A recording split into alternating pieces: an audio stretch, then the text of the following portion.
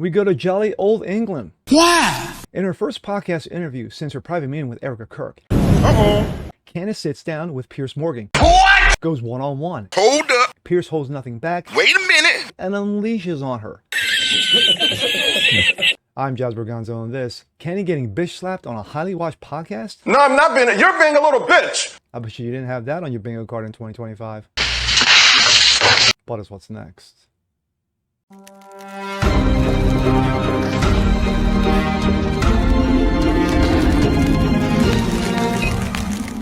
What's up, ladies and gentlemen? Jazz Berganzo, what's next? Your daily dose. Hope you guys are feeling good today on this Thursday.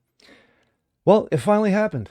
No, not the private meeting between Candace Owens and Erica Kirk, which of course it did happen. And of course they discussed a myriad of things, and they will release information as they see fit. But Candace couldn't wait. No, Candy could not wait. So she decided to go to jolly old England and sit down with Piers Morgan to go one-on-one. So Piers Morgan gave her softballs and patted her on the back and on the tushy. And no, Piers Morgan unleashed on her, bitch slapped her on a national podcast, and oh, it couldn't have happened to a nicer person. This, coming from the Gateway Pundit. Piers Morgan clashes with Candace Owens during on-air Firestorm interview. Quote, maybe that the person in the media spewing bullshit to the public is you. Oh my. British TV host Piers Morgan aggressively confronted conservative commentator. Well, let's correct that. She's not conservative anymore. Let's be real now. Commentator Candace Owens on the past remarks involving Turning Point USA and its leadership on his show, Piers Morgan Uncensored. What unfolded was a chaotic, combative exchange as Morgan repeatedly accused Owens of recklessly floating conspiracy theories, while Owens fired back, accusing Morgan and the corporate media, that's right, the corporate media, for once again running cut for cover, silencing questions, and repeating what she called Fed slop. I'm just asking questions. Is that so wrong? Is that so bad? Morgan zeroed in on Owens' prior statement, suggesting that individuals connected to Turning Point USA were complicit in what happened to Kirk, demanding names and proof. Owens immediately pushed back, insisting Morgan was distorting her words. You're reading it out of context, Piers. Morgan interrupted, insisting that Owens had explicitly used the phrase complicit in the murder, forcing Owens to clarify and re-clarify her position several times. Exactly. She doesn't like pushback, and she got pushed into a corner, and Piers is loving it. Owens argued that her comments were made in context of discussing how conspiracy operate historically, invoking the assassination of President John F. Kennedy as an analogy. Owens maintained that she believes that there are individuals within TPUSA who concealed information after Kirk's death, but stopped short of accusing anyone of carrying out the killing. The exchange escalated when Morgan asked Owens believed anyone at TPUSA had advanced knowledge of Kirk's death. Owens said that she had privately identified two individuals she believed merited further scrutiny, but admitted she lacked the concrete evidence, yes, she lacked proof, that therefore refused to name them publicly. Why would he say that? So Why was he so involved as somebody who's fighting a 97,000 front war? Candace, I want to get to the reality of what you're actually saying.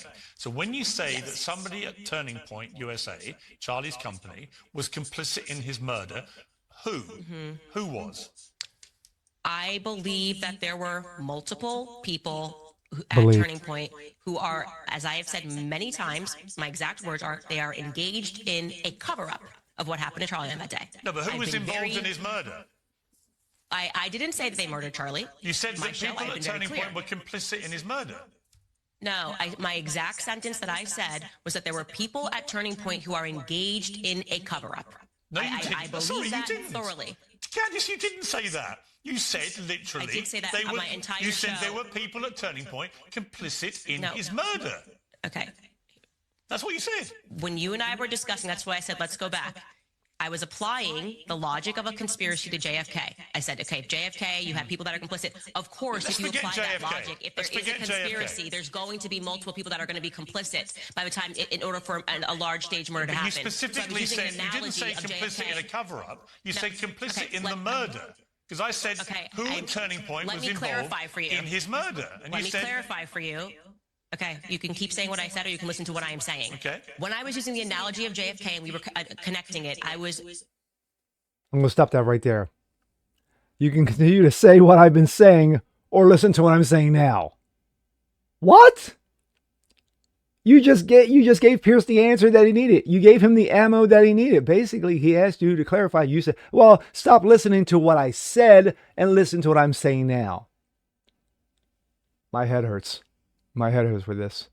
Basically pushing back on you because you were suggesting that, you know, all of these people being involved would be crazy. So I was applying the analogy of what happened to JFK. Well, you actually, if you go back and listen, were suggesting that a conspiracy. I said you don't know either.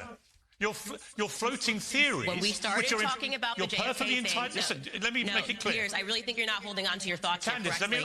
let me spell out my thought very clearly. When we started talking about JFK, the implication that you were making was that it was crazy to suggest that multiple people could have been involved at different levels. I was then connecting the dots.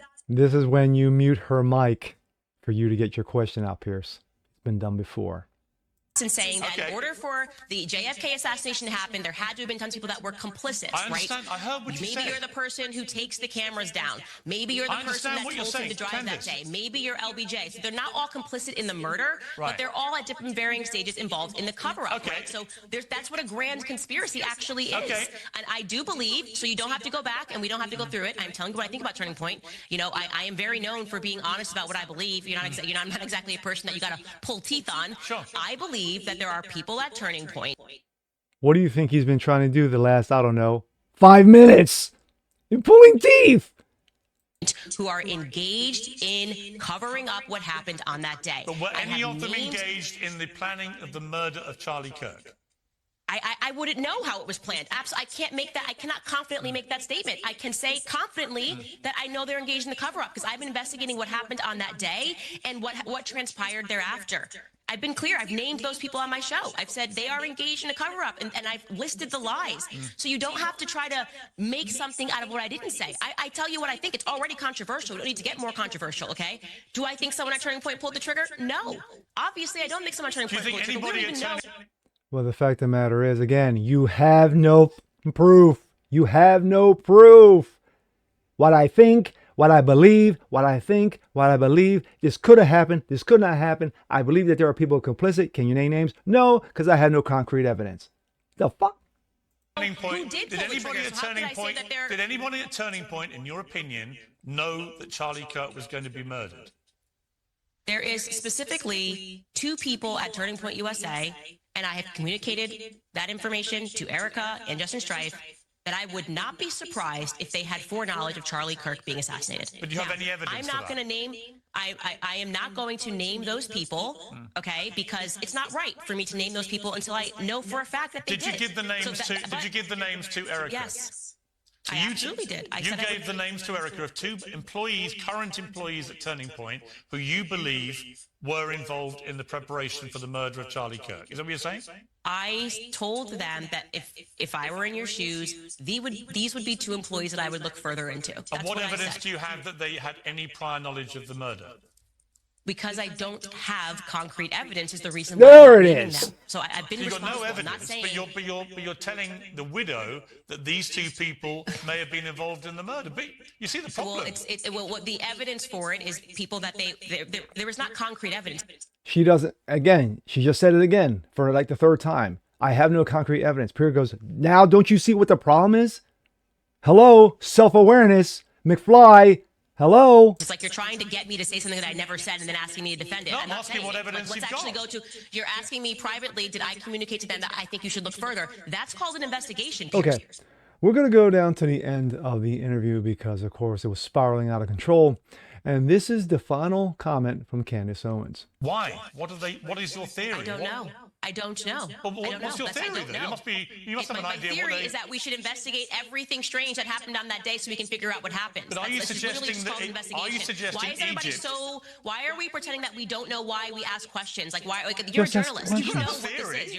You're like, what's going on? What's going on? Why do you want to know why these planes were tracking Charlie? Well, my theory is that we are being sold absolute Fed slop. The media is doing their Operation Mockingbird Part 2 scenario by telling us, well, unless you absolutely have a conclusion, you can't even ask the question. Yes, we very well can. Keep asking consistent questions until we get a clarified explanation for what happened on that day. And right now, we have nothing, okay? And that is the reason why people are watching my shows, because I'm the only one not treating them like they're absolute idiots who don't have 2 eyes, who believe in magic bullet theory, and who understand. You literally just said I have nothing. We have nothing. Again, it goes back to having no proof. And that Candace, Egyptian planes should not have been tracking Charlie even 3 times this Okay, year would be okay. an anomaly, But Candace, okay? you- They've Those been Egyptian tracking planes him. were debunked We by don't know where Crowder, it's by the going way, to 5 end, minutes so we after are she going said to it. keep asking questions until we get clear answers. Candace, it may be that the person in the media spewing bullshit to the public is you. No, nice try. It's not. It's you by Boom! saying, why are you asking Could be. questions? Don't you worry about Mikey's feelings? Everyone knows what this is. And like I said, because we have the example, the concrete example of after JFK's assassination, the media members quite literally being put on the payroll of the CIA, we have a historical example that we can look at and go, we're not doing that again. Doesn't matter how many times you keep telling the public that I'm spewing bullshit. It is only because there has not been anything that has come out of this investigation that makes any sense that the public is not listening to, I am sorry to say this, Piers, people like you. And what I love about you and I sitting down is that this exact same time last year, you were doing the same weird questioning and making all these things when I said that they were committing a Holocaust against the Gazans, and then you changed your mind. Actually, Piers, this time, I'll see you next year when you change your mind again, and we have more information about what happened, and you realize Candace, that the difference between me and you is that I have the courage to take the risks and ask the questions first, okay, before it's popular. You wait until it becomes popular, and then you change your mind.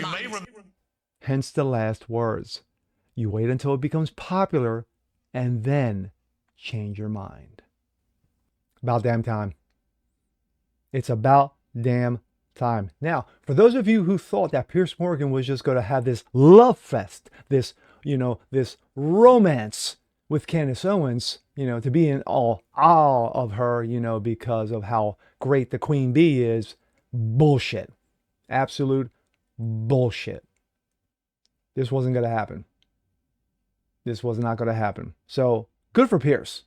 Good for Piers for basically holding her ass to the fire and to basically say, hey, guess what? What do you know? What concrete evidence do you have that these two people that you supposedly named to Erica Kirk were involved or forethought in Charlie Kirk's murder? Oh, no. It's not what I said. What I said is, I believe that these two people are. You may want to do, it's called investigation. Do you have any proof? No, I really don't have any proof right now. Just like the rest of my conspiracy theories, aliens and French assassins and baguettes and cheese and the Jews. Again, it's ridiculous. It's nonsense. But you're going to have the Candanistas, those who bow and worship at the altar of Candace, who said, how dare Piers be so nasty? How can he be so rude? How can he be such a bigot and racist and sexist towards her? I can't believe it. Candace is the greatest of all time. How dare he? How dare he indeed? It was great. It was great television, if you call it TV anyway. But good for, again, I say good for Piers. Finally, somebody pinned her ass against the wall and said, tell me what you know. That's exactly how the interview went. So, gee, I wonder how she's going to talk about this on her podcast when she speaks. Is she going to speak highly of Piers? Or is she going to throw Piers under the bus and say, well, Piers is part of this damn conspiracy too, just like Crowder and, and who else? Ben Shapiro and other conservatives, who disagree with Ali Stuckey and, and Steve Dace and, who knows. But anyway, I'm Jazz Berganzo. This is what's next. Want to see more like this? Please leave a comment below. Like it, share it, subscribe to it. Hit that notification bell so you guys never miss a thing. Continue watching the show. Continue spreading the word. Appreciate you guys as always. And I didn't say it in the beginning, but yeah, it's called The Grift. And she has mastered it. But we'll see you next time. Pierce. Oh, I'm sorry. Peace.